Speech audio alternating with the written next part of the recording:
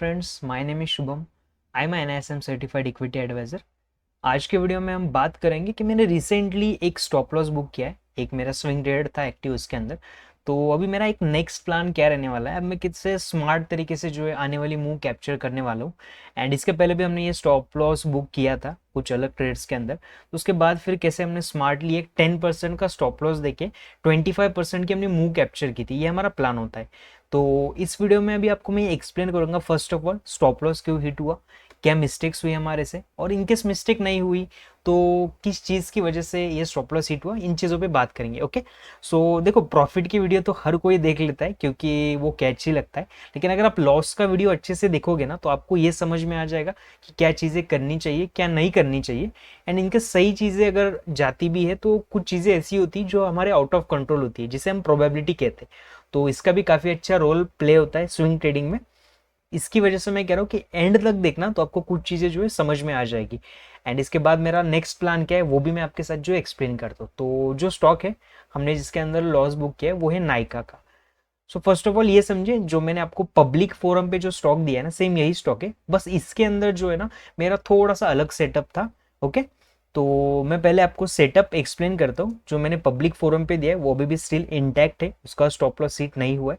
ये जो मैंने एक पर्सनल ट्रेड लिया था थोड़ा सा जो है अलग सेटअप था, इसके अंदर मेरा स्टॉप लॉस हिट हो चुका है। ओके, सो सेटअप की रिस्पेक्ट करनी पड़ती है। सेटअप का स्टॉप लॉस हिट हुआ, एग्जिट कर देता हूँ मैं ट्रेड। अब सेटअप क्या था ये समझेंगे। फर्स्ट ऑफ ऑल स्टॉक पहले जो है ओपन होने के बाद जो है एक डाउन ट्रेंड में कंटिन्यूस था। क्या था? एक डाउन ट्रेंड में कंटिन्यूस था। उसके बाद स्टॉक ने क्या किया, इस वाले लेवल पे जो है ना खुद को एक्यूमुलेट करना स्टार्ट कर दिया। इसके बाद स्टॉक ने जो है ना नीचे नहीं गया, ये आया यहाँ पे बाउंस लिया, ऊपर गया, बाउंस लिया, ऊपर गया, बाउंस लिया, ऊपर गया। तो इसके बाद स्टॉक ने क्या किया, खुद का जो स्ट्रक्चर है ना वो चेंज कर लिया। अब पहले जो स्टॉक एक डाउन ट्रेंड में मूव कर रहा था वही स्टॉक जो है अब एक अप ट्रेंड के अंदर मूव करना स्टार्ट हो चुका था। एंड इसके अंदर ये वाला जो जोन था, एक यहाँ से एक शार्प सप्लाई आया था। अब सप्लाई जोन क्या होता है सिंपल लैंग्वेज में समझिए, जहाँ से एक शार्प रैली आती है। अभी की यहाँ पे सब जगह पे, लेकिन इस वाले लेवल पे देखिए आने के बाद तुरंत फॉल आया, इस वाले लेवल पे ऊपर जाने के बाद तुरंत फॉल आया, इस वाले लेवल पे आने के बाद तुरंत फॉल आया। तो उसे हम कहते हैं एक सप्लाई लेवल। तो डिमांड सप्लाई का सिंपल सा रूल क्या होता है कि जब कभी भी एक प्रीवियस सप्लाई ब्रेक होता है तो उसके अंदर जो है ना एक फ्रेश डिमांड क्रिएट होती है। इस बेसिस पे मैंने ये ट्रेड लिया। तो मैंने ये फर्स्ट ऑफ ऑल मैंने ये मार्क करके रखा था कि इसके ऊपर अगर ये क्लोजिंग देता है तो मैं इसके अंदर एंटर हो जाऊंगा।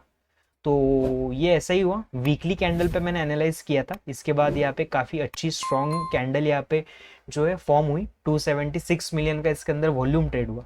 तो काफ़ी अच्छी खासी बाइंग इसके अंदर हो चुकी थी। उसके बाद ये नीचे आया, टम्बल डाउन हुआ, क्योंकि उस वक्त मेरे कुछ और ट्रेड चल रहे थे तो ये मुझे नीचे के लेवल पे मिला।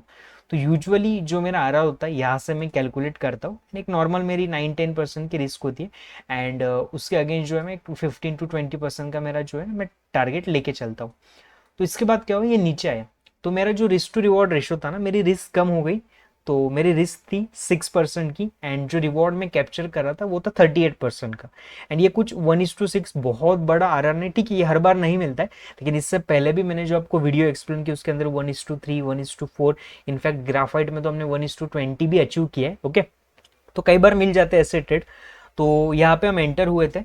इसके अंदर कैपिटल कितना एंगेज था वो भी मैं आपको दिखाता हूँ, डिमैट भी आपको मैं शो करता हूँ, लॉस कितना हुआ वो भी मैं बताता हूँ। यहाँ पे हम एंटर हुए। स्टॉप लॉस हम लेके चल रहे थे इस वाले लेवल का 195 का, कि इनकेस अगर इसके नीचे कोई वीकली कैंडल क्लोज हो जाती है तो हम यहाँ से एग्जिट कर देंगे। ओके, वीकली कैंडल यहाँ पे वीक तो पहले लग चुके लेकिन क्लोजिंग जो है बाद में आई। तो कभी भी इसके नीचे तुरंत मैं यहाँ पे स्टॉप लॉस नहीं देता हूँ। कई बार क्या करता है, ये स्टॉप लॉस हंट करके ऊपर जाता है, तो स्विंग के नीचे का जो है मैं स्टॉप लॉस लेके चलता हूँ। तो ये वाला जो था मेरा स्टॉप लॉस था। एंड जो मैं टारगेट कर रहा था, एम कर रहा था, वो 288 का था। तो इसके अंदर क्या हुआ, अभी रिसेंट वीक में जो है लास्ट वीक में इस कैंडल की क्लोजिंग आ गई। एंड उसके बाद जो है मैंने बाउंस पे जो है इसे मैंने सेल कर दिया। अब ये क्यों किया, देखो कई बार क्या होता है, हम डिमांड सप्लाई के बेसिस पे जाते हैं। इनकेस ऐसा भी हो सकता है कि हमारा जो एनालिसिस था वो गलत हो चुका है, करेक्ट है। 10 आउट ऑफ 10 टाइम्स हम सही नहीं हो सकते एंड 10 आउट ऑफ 10 टाइम्स हम गलत भी नहीं हो सकते।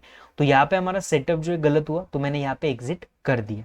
सिंपल है, क्योंकि यहाँ पे अगर मैं होल्ड करता कि ये और ऊपर जाएगा, फिर बाद में यहाँ पे मुझे दिख रहा है कि यहाँ पे ये अप ट्रेंड के अंदर है, तो ये ऐसा काम नहीं चलता है। फिर जो है ना, आप एक नॉर्मल स्विंग ट्रेडर से एक शॉर्ट टर्म में कन्वर्ट हो जाएगा, और शॉर्ट टर्म से आप कब इन्वेस्टर बन जाओगे ना, आपको समझ में नहीं आएगा। तो सेटअप की रिस्पेक्ट करता हूँ मैं, इसलिए मैंने यहाँ पे एग्जिट कर दिया। ऑन एंड अराउंड जो है एक 4 लाख रुपए का समथिंग कैपिटल था, अभी मैं आपको शो करता हूँ। उससे पहले आप ये समझिए कि अब इसके अंदर कुछ मिस्टेक हुई, बिल्कुल नहीं। ट्रेडिंग है, अभी यही सेटअप था जो मैंने लास्ट वीडियो आपके साथ मैंने एक्सप्लेन की, जिसके अंदर कई बार 25,000, कई बार 50,000, कई बार 75,000, कई बार 1 लाख रुपए भी हमने कमाए। सिंपल था, सेटअप है, सेटअप फेल हो सकता है, क्योंकि वी आर इनटू ट्रेडिंग। यहाँ प्रोबेबिलिटी का गेम है, हम कितनी भी स्टडी करें बाद में प्रोबेबिलिटी ही काम आती है। तो जो अभी रिसेंटली आईएक्स का स्टॉक था, सेम मेरा वही प्लान है जिसके अंदर हमने 1,20,000 का प्रॉफिट बुक किया। अभी मेरा प्लान क्या है, देखिए अगर हम अभी गलत साबित हो गए तो हमने यहाँ पे हमारा जो स्टॉप लॉस दे दिया। इन केस अगर इस स्टॉक को अगेन ऊपर जाना होगा ना, तो ये सबसे पहले रिटेलर्स को यहाँ पे ना हंट कर देगा, जो कि अब कर दिया। अगर ये अगेन, मेरा प्लान ये कि अगेन अगर ये इसके ऊपर क्लोज होता है, कोई वीकली कैंडल क्लोज करेगी, तो यहाँ पे मैं एंटर हो जाऊंगा, एंड जो है मैं 9 to 10% का सिंपल स्टॉप लॉस दूंगा, एंड मैं अगेन जो है ट्राई करूंगा मैं 20% की मूव में कैप्चर कर सकूं। एज सिंपल एज जो मैंने एक सेल का प्रॉफिट बुक किया था steel authority of India, same plan था। आईएक्स के अंदर भी सेम प्लान है। इवन आप डिविज लैब का चार्ट उठाओ, सेम यही चीज आपको जो है देखने को मिलेगी। ओके, एंड कभी भी याद रखना, सेकंड टाइम जो एंट्री होती है वो आप ये भी पकड़ के चल सकते हो कि उसके अंदर बड़े बड़े प्लेयर्स होते हैं, वो शार्प अपसाइड जो है उसके अंदर रैली आती है। ओके, सो अभी मैं आपको डीमैट शो करता हूँ। ये वाला हमारा डीमैट है, मैंने इसके पहले भी आपके साथ ये शेयर किया है रिसेंटली। तो यहाँ पे मैं अगर आपको शो करूँ तो यहाँ पे मंथली बेसिस पे भी दिखता है सब। तो ये फर्स्ट मंथ है जिसके अंदर ये लॉस बुक हुआ है एक्चुअली। अब ये कब लिया था हमने, ये भी दिखा देता हूँ मैं।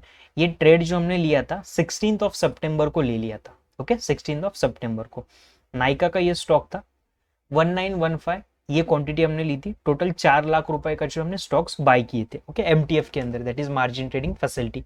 4 लाख रुपए का जो है हमने ये स्टॉक उठाए थे, कितने, 4 लाख रुपए के। अब उसके बाद क्या हुआ, स्टॉप लॉस हिट हुआ। स्टॉप लॉस का अगर मैं आपको परसेंटेज दिखाऊं तो हमने ऑन एंड अराउंड जो है 6 to 6.5% के अंदर जो है स्टॉप लॉस बुक किया। तो जो स्टॉप लॉस गया हमारा 24,112 रुपीज का। तो अभी सिंपल अगर आप कैलकुलेट करते हो तो देखिए, अब 4 लाख मैंने इन्वेस्ट किया था, एंड 24,112, उसके बाद जो चार्जेस एंड एमटीएफ का इंटरेस्ट लगा, तो ऑन एंड अराउंड 3,000 सा समथिंग। तो मैं नेट पकड़ लेता हूँ 27,000, और मेरा जो कैपिटल था वो कैपिटल था 4 लाख रुपए का। तो सिंपल जो है मैंने 6.7% ही लूज किया मेरे ट्रेड पे। ओके, और जब ये ट्रेड अगर सक्सेसफुल होता था तो उसके अगेंस्ट जो मैं रिवॉर्ड लेने वाला था वो 38% का था। कितना था, 38%। समझ में आ रही है आपको चीज। तो जब मैं लूज करूंगा तब मैं छोटा सा लूज करूंगा, जब मैं प्रॉफिट लूंगा तो मैं बड़ा प्रॉफिट लूंगा। यही होता है ट्रेडिंग के अंदर, सिंपल है।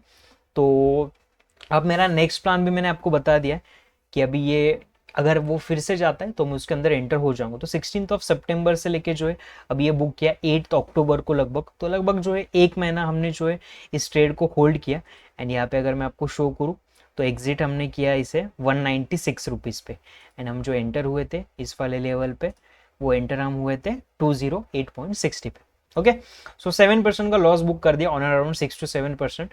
एंड बस यही हमारा अभी नेक्स्ट प्लान है। इनकेस अगर ये इसके ऊपर क्लोज होता है तो ये ऊपर जाएगा एंड अच्छी खासी ये रैली देगा। तो जो हमने प्रॉफिट बुक किया रिसेंटली तो वो भी इसी पैटर्न से, तो ऐसा नहीं कह सकते कि ये फेल होगा तो ये काम नहीं करेगा आगे।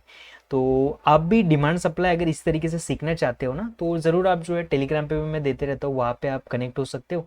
या फिर अगर आप चैनल पे नए हो तो सब्सक्राइब करके बेल आइकॉन ज़रूर प्रेस करना। तो इसके पहले जो भी हमने रिटर्न्स कमाए, इसके पहले जो भी हमने 75% का रिटर्न बनाया, सेम यही स्ट्रेटेजी।